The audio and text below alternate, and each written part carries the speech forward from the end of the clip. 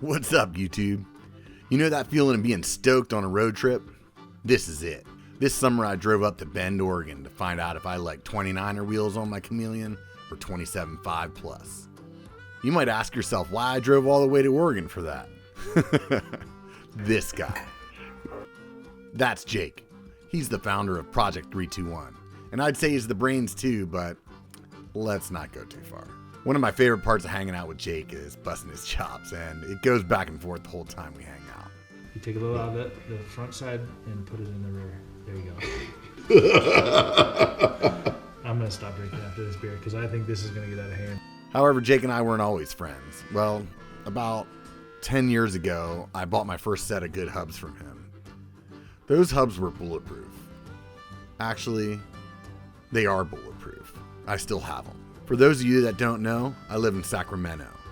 He was localish to me in Fresno, California, so I took a chance with a new company. Since then, he's moved his operation to Bend, Oregon.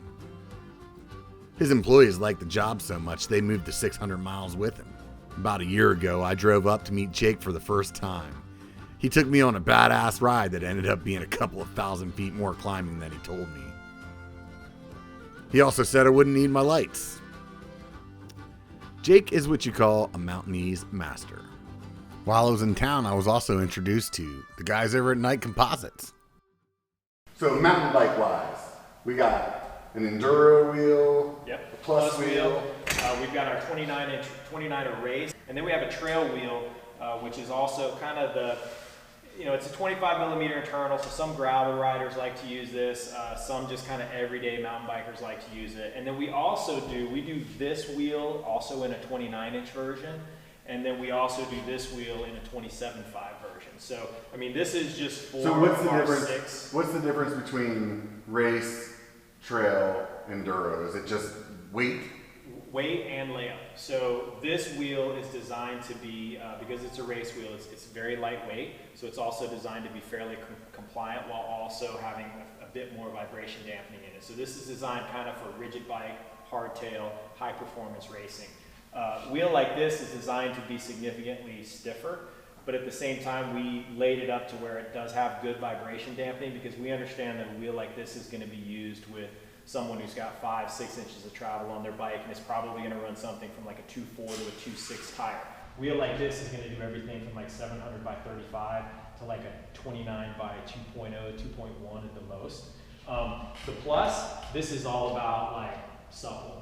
Yeah. And so it's load, it's bigger tire, it's bike packing, it's people that want to have a bit more contact, guys that really like to lean their bikes into turns. I mean, I'm a leaner, that's why I like this wheel size. But at the same time, because of our manufacturing process, I mean, this wheel, you take these two wheels, the weight is about the same. So that's crazy. So the big difference in the materials and the layup makes us to, we don't need to make this wheel as stiff, because you're going to have so much compliance that's built into the tire that you're running on this, that we don't need to give this the same amount of impact strength that we do something like this, because a lot of that impact is going to be absorbed by the tire. Just in case you thought you drank too much and were seeing doubled, that's my good buddy Richard from Stikrd. He set this whole trip up and honestly has helped me with the channel in so many ways. If you're looking for some custom decals for your bike, hit him up. His info's in the show more. One last thing about the rims. This company has really thought of everything, down to the brake pads that some bikes use on the rims and designing their own valve stems. Now let's get back to Jake's shop. So we're going to put this thing together? We're going to build it. All right. I mean, every part. So and you're going to do it. That's great. That's not the way I ordered it, dude. Well, for your price, for the price that we're giving you, this is how they come. All joking aside, this is the part that I tell you I didn't pay for these wheels. You can say I'm biased or take my word for it that I'm not here for the money. By the way, if you want some biker swag, you can go ahead and swing by shop.biker.com. Put that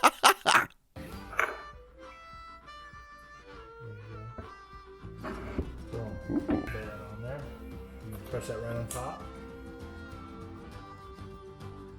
Do all drivers have two bearings in it? No, it really depends.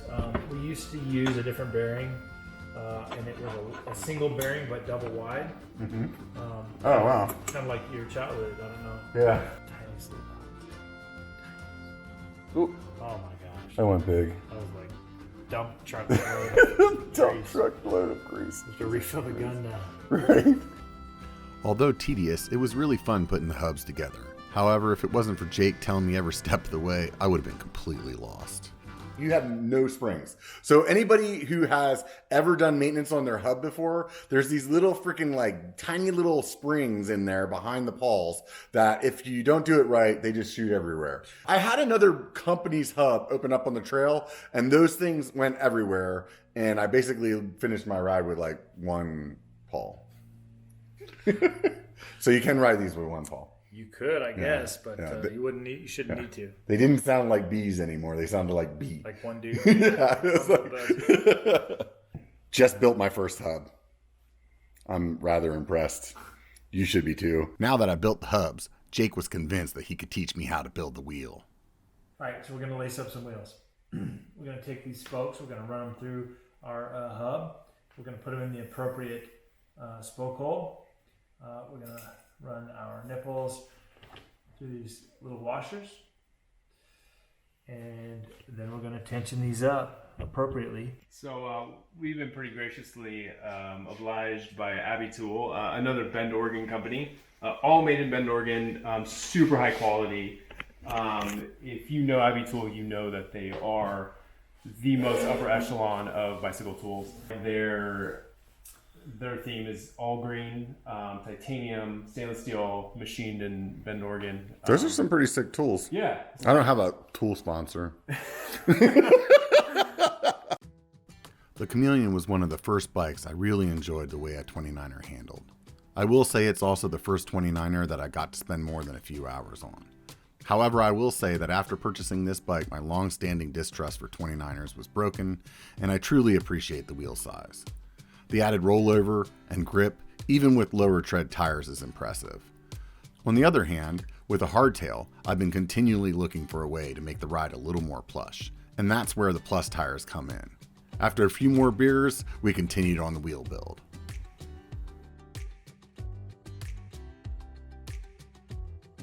It didn't take long for me to realize that this was an extremely tedious process that really isn't in my skill set. Translated, I don't have the fucking patience for it. It was also easy to see that this is a family business, and when you buy these hubs, you're literally putting food into their kids' mouths. One thing I learned as a specialist in the Army is how to get other people to do something while I watch. Thanks to your tax dollars, I didn't have to build these wheels. All right, so the wheels are built, and we have the 29ers and the 27.5 Plus ready to weigh. Weight-wise, fully built with tires and cush core installed, the wheels are pretty close to the same weight. However, I did go from a 235 low tread 29er to a 2.8 burly knobby neck. There's probably some weight savings in the tire difference, but in my opinion, it's nominal. Until this moment, I've been riding the Chameleon with 29ers for the previous 6 months. Now that the 27.5 Plus wheels are built and ready to test, we head out to some well-known Bend, Oregon trails like Tiddlywinks and Phil's Trail. So first impression, man, this tire looks huge on here right now. Wow, there's a huge difference in that air volume in the wheels here. Being able to hit some bumps and stuff and not feel it at all. Feels like it is a little more sluggish,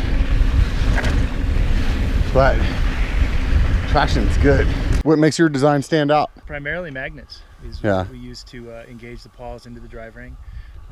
And of course we have a couple different sound levels, quiet and loud. Made in America right here. America, sweet. So these are the quiet hubs. And as you can tell, that's coasting nothing. They redesigned from the original way that they released them, holds a little bit more oil, which helps keep the hubs quiet longer than they did originally. So this whole wheel build is basically all from Bend.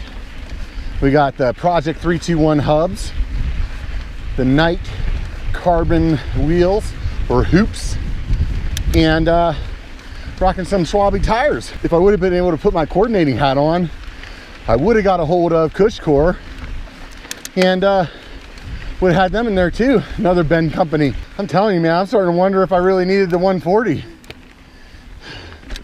With these wheels, it's just like, whoop, do whatever you want. When I first got this bike, the 27.5 was the only thing I was interested in. I think I was kind of fortunate that things worked out the way that they did.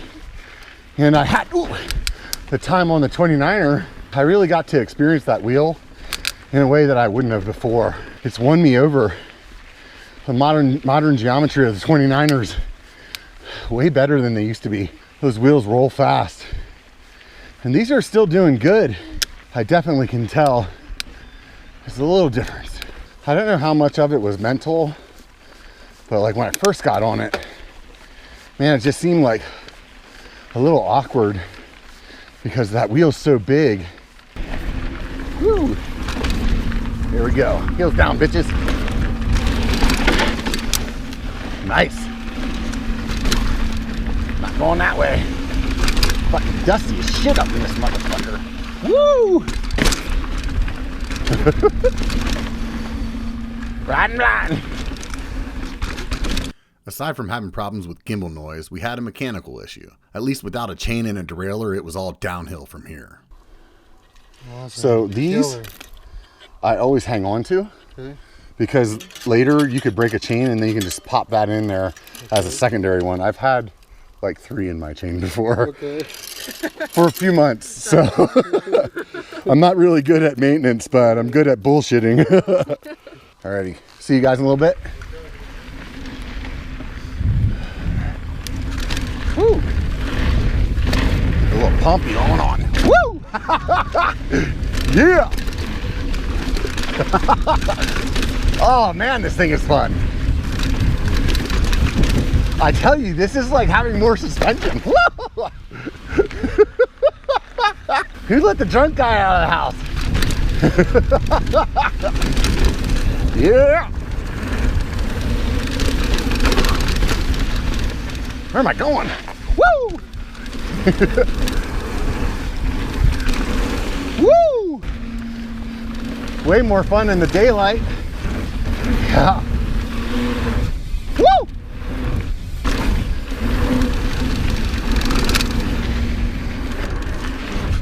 Ooh, taste the fuck out of that one. Taste that shit like my last marriage. Woo!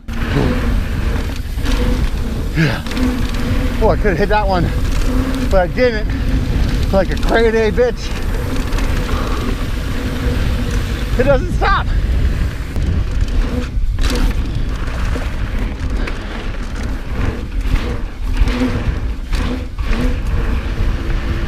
Nice. It's like a pump track almost. Woo! Yeah. Thought everything was all smooth and flowy. Boom, rocks. So I feel like the 29er definitely has a little better roll to it, but the playfulness that I get out of this thing because of that extra suspension is just fucking awesome. Oh my God. I really have considered, whoa, I don't know if I really needed the 140. Once you get these wheels on this thing, that 140 is gonna be cush as fuck. Woo! So, have you ridden the 27.5 Plus and the 29ers as well? Yeah. Do you have a preference? I think mostly depends on the terrain.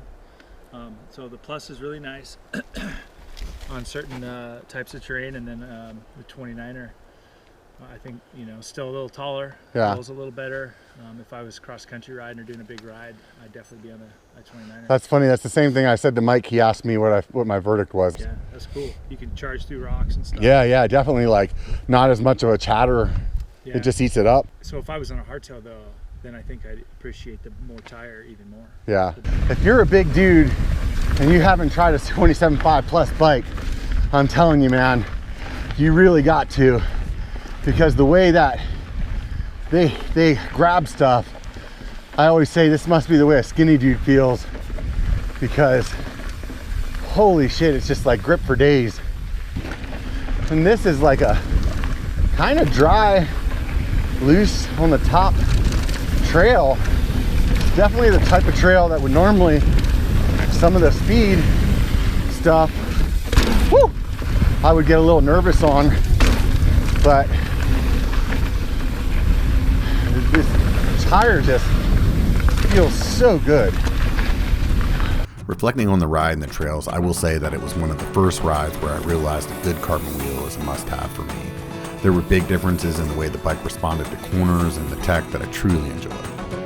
I want to mention that Jake's quiet hub is quiet, not silent. He did end up getting a little more noise as time went on, but nothing like the loud ones, which are also rightly named. As far as my verdict on the tire size goes, I'll say I prefer the janky stuff over the XC, and in the last few months riding these wheels, I never once put the 29ers back on, and at this point, I'm gonna sell them.